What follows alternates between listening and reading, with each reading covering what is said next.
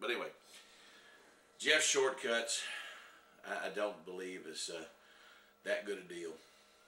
I'm sorry. You know, send me $39 and I'll tell you how to save $39.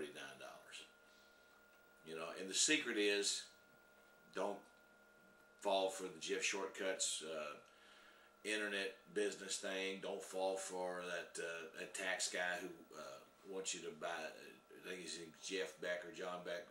Not Jeff Beck. He's a great guy. But whatever that freaking guy's name is that wants you to buy these people's houses because they can't afford to make the tax lien payments and stuff like that.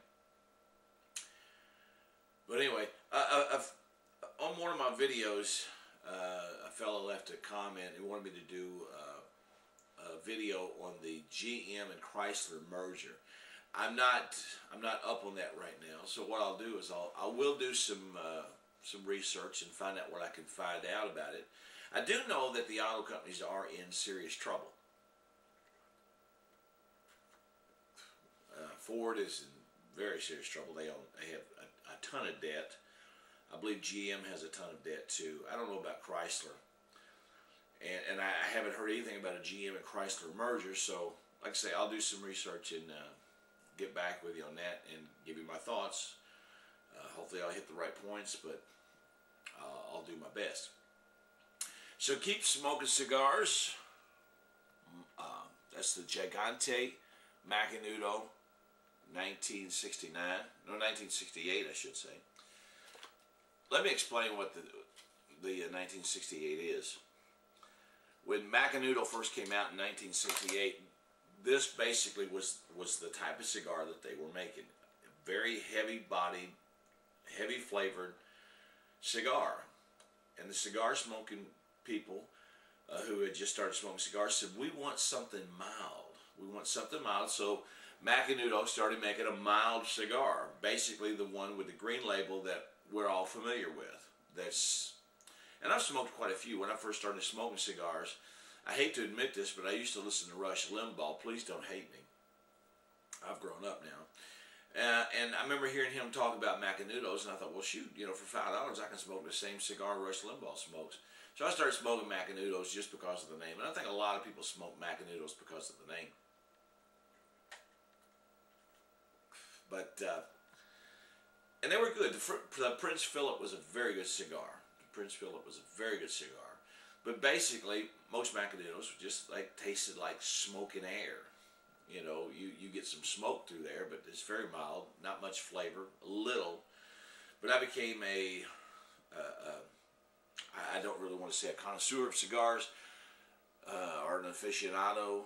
I just love smoking cigars, and I love flavor, and I've gotten to the point where I love a good, heavy, I like a cigar that produces a lot of smoke. Watch this.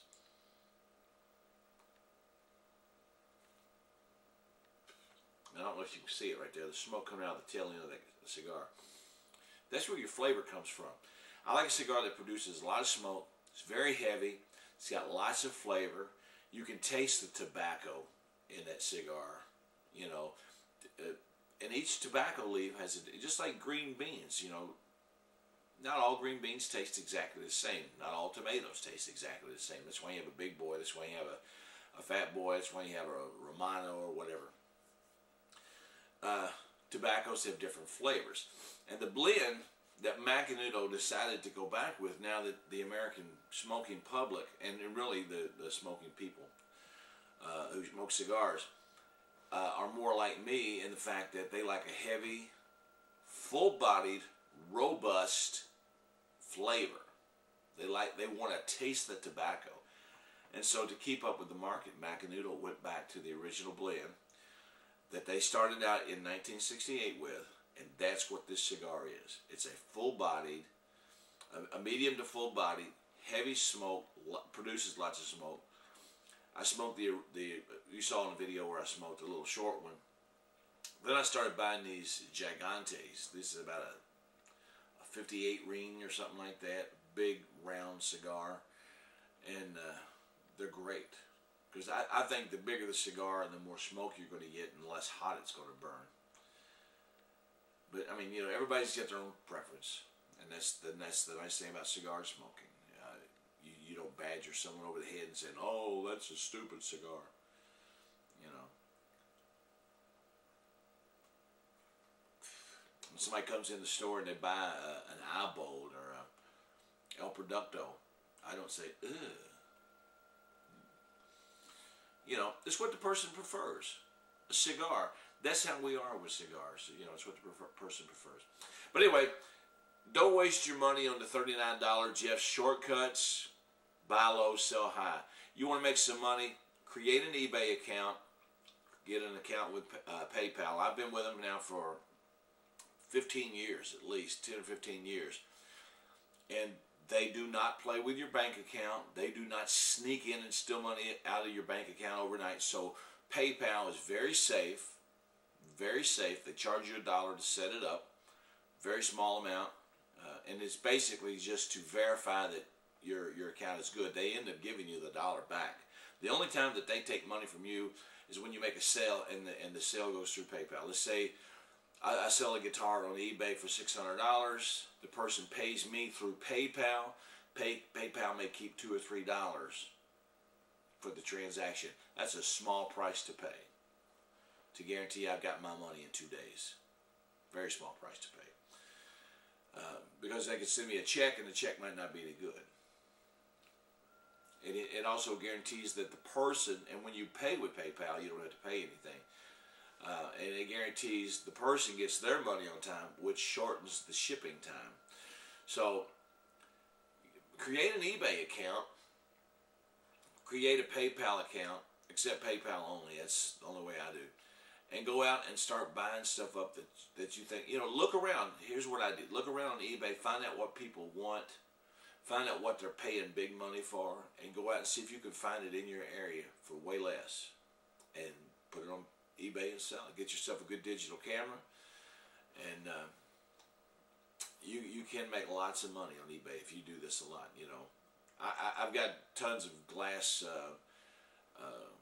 crush bottles I could probably sell, but you know, just don't have the time to mess around with it. But anyway, buy low, sell high. Don't mess with paying you $39 to Jeff's shortcuts. Save yourself some money. Use that $39 to go out and buy you some stock.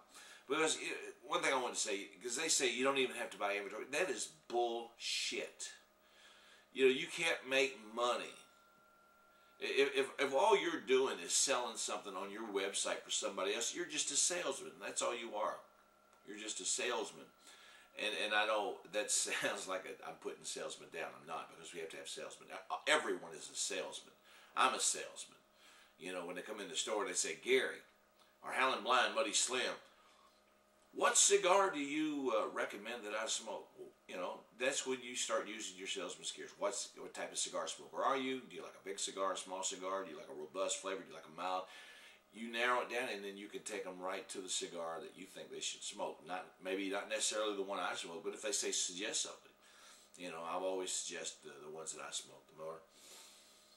And but then take them to the cigar that they would like, and they keep coming back. So we're all salesmen. So I'm not knocking salesmen, but use that $39. Go ahead and buy some stock, because you can't make money without spending money. And you got to do some hard work, some leg work. And I promise you're not going to be able to go out and buy a brand new Ferrari in a year. And I promise that you're not going to be able to go out and buy a $500,000 home in your first year. But you may. Just I don't promise you the stuff that Jeff promises, because I know I can't deliver. And he knows he can't either, but he's, you know, try to get your money back from him. You can't do it. Anyway, two gorgeous babes are on that show. Hot, hot, hot. Why are they not doing it? I mean, using his secrets. All right, this has been Smoking Cigars with Howlin' Blind. November 2nd, 2008. Give you an update on the gas prices. In Fairdale, Kentucky, I paid $2 and I think it was 13 cents the other day to fill my car up. $2.13 a gallon. Have a good day, folks.